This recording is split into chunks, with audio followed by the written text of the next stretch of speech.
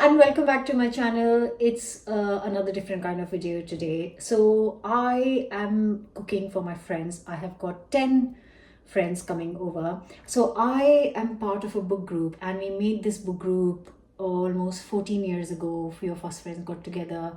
We've been the same 10 people all these years, and we read a book a month. And we take turns hosting the book club. So the host obviously cooks, and I also get to choose the book for the month that we're going to read. It's such a fantastic, we've become really close friends over the years, and I have never made chaat for my book group friends. So I thought I'm going to mix it up, and it is tomorrow. So I have got a little bit of time. So I thought I'll do a bit of prep today, and then I can make chaat for them. So I'm going to make tikki chana chaat. Tikki is potato kind of cakes, and then chana is chickpeas. So I soaked chickpeas overnight. Let me show you. So I soaked these chickpeas overnight, and they are nice and fluffy. I am going to put some salt and just gonna cook until they are done. If you are not using a pressure cooker, it'll take longer, but you can add a bit of bicarb soda, which I've shared before, to help quicken the process. But because I'm using a pressure cooker, I won't be adding any bicarb soda. I'm just going to add a little bit of salt and then let it cook for around 25 minutes in the cooker. So my chickpeas have cooked. They've been just sitting in the cooker cooling down, because once they have fully cooled down, I will put them in the fridge.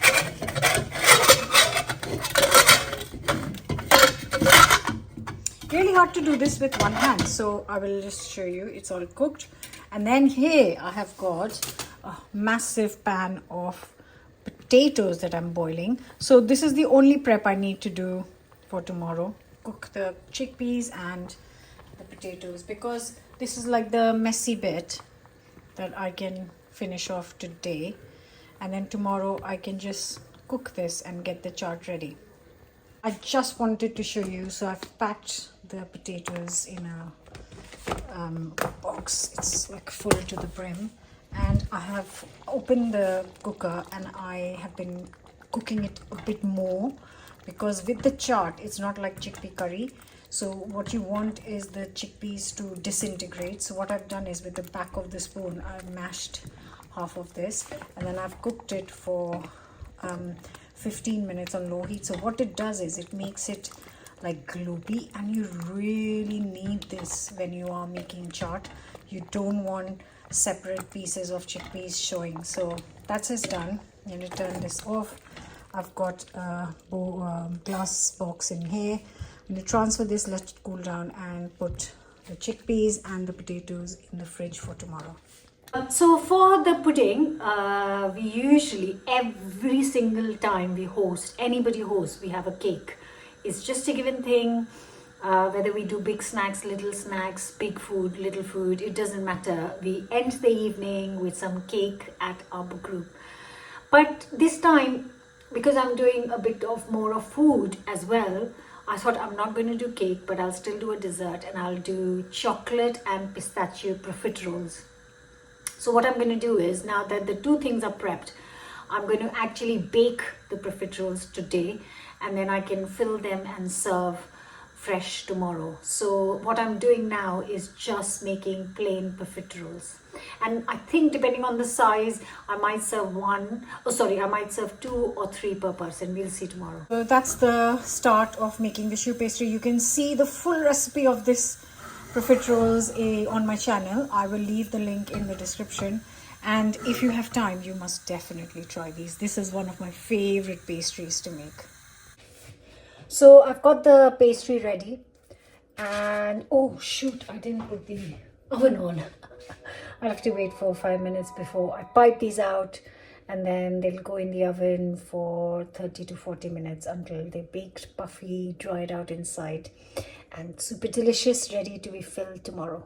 So I doubled the recipe, and I've got 70 profiteroles. They've cooled down completely. I've put them in a box and I am going to bed now, and I will show you what I'm going to make tomorrow.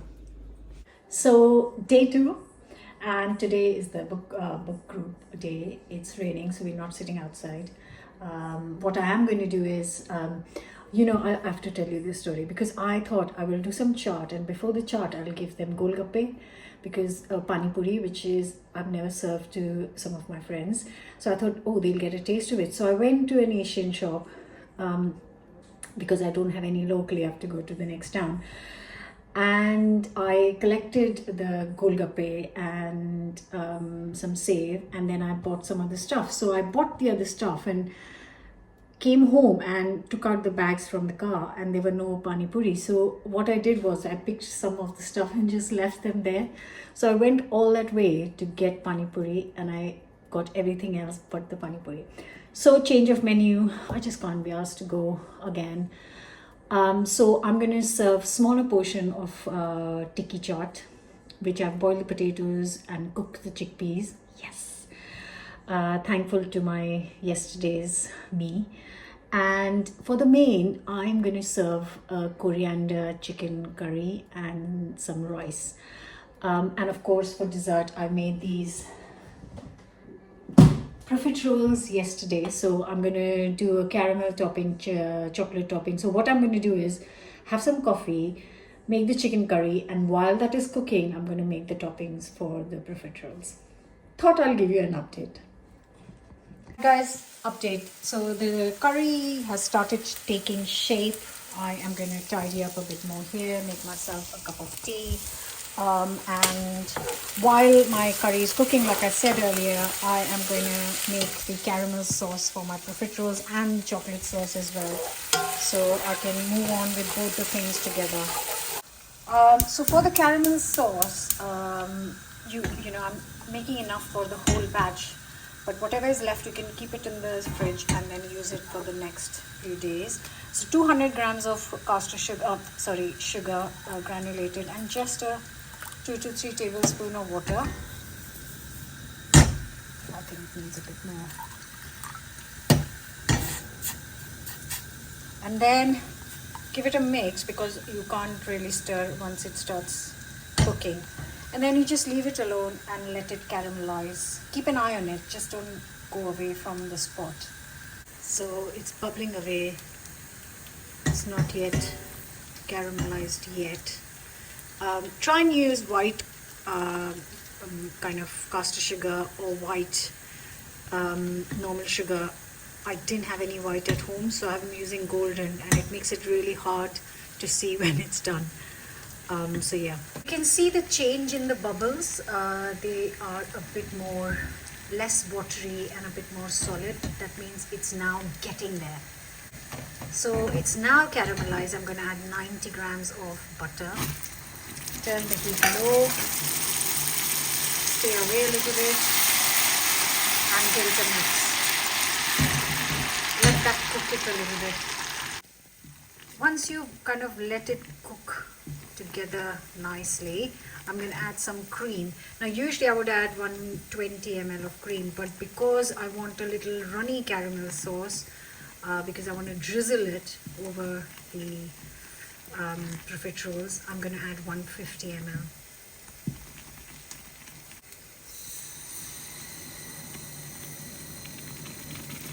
And then let's let it cook for a couple of minutes. And here is our lovely caramel sauce ready. It's cooked for a couple of minutes. And I'm going to turn it off. I'm going to leave it in the same pan because I don't need it till the evening. And once it's cooled down slightly, I'm going to move it to a small bowl or a jar or something. But at this minute, I'm just going to let it sit in this pan. Right guys, so the chicken curry is now ready. I've got the caramel sauce on here. I've chopped up some coriander, and I have chopped up some onion for the chaat. These two are for the chaat. This is for dessert. This is for main.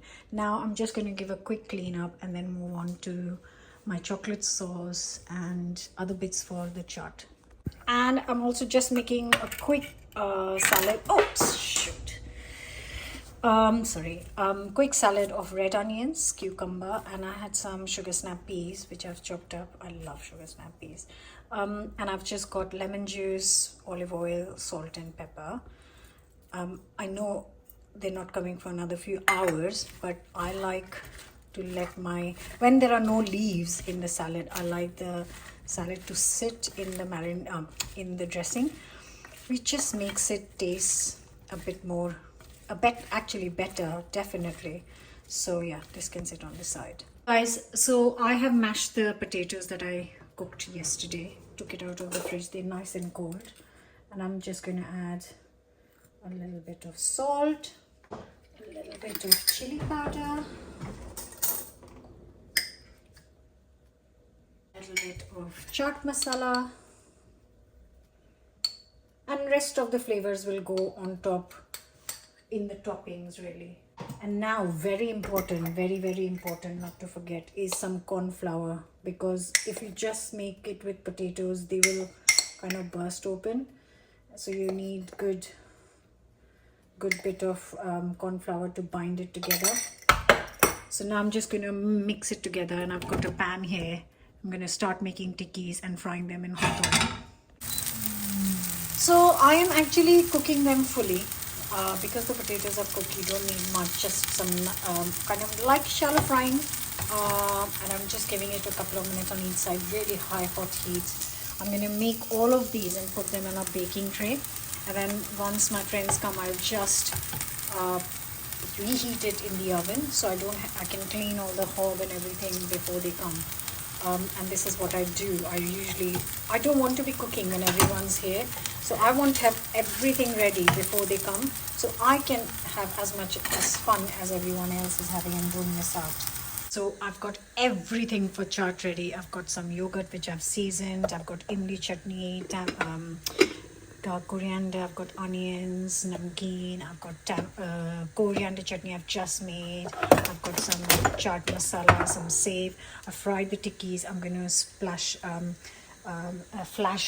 reheat them in the oven when they are here. The caramel sauce is here. I'm using some pistachio cream, and I have kind of caramelized, crystallized some pistachios here. I've made a very quick salad, and this is the chicken curry. Now I'm just got a couple of things left to do. So I'm making the dark chocolate ganache for the profiteroles, and I'm making the rice for the mains. I have just given my kids, my family, the starter, which is the aloo tikki chaat, and I've still got an hour left. So what I'm going to do now is quickly make the ganache, and then very quickly fill these up with some vanilla fresh cream. So I'm just going to whisk up some double cream with vanilla and sugar.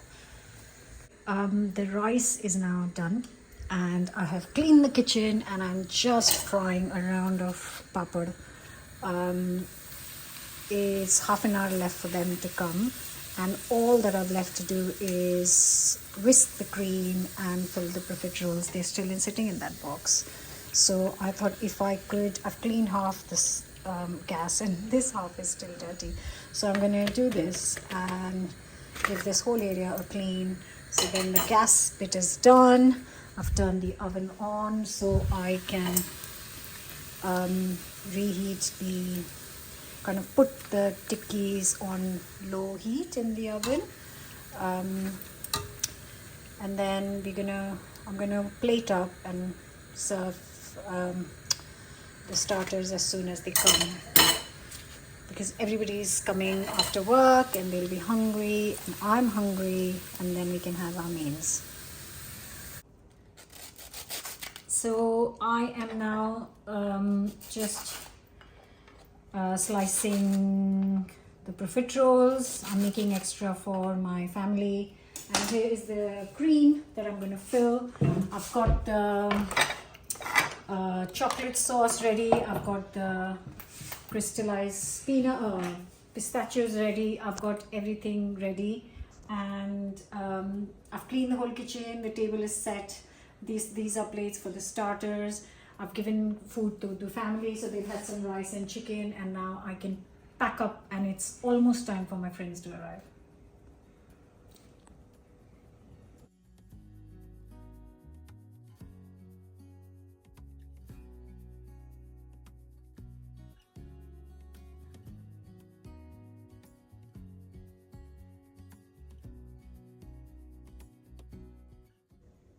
Okay, table is now set. Put some candles on. Looks lovely. Smells great. Look at that. Kitchen is all clean. I've set the plates for the starters. I'll make them fresh. I've filled the profiteroles with cream. I'm going to put some pistachio cream on top, and then I've got the two things ready for piping: chocolate sauce and caramel. I'll just pour and ready, and these are for the kids. Some spare left which I'll make for some other friends for tomorrow. Everything's looking great. Time to pour myself a glass of wine.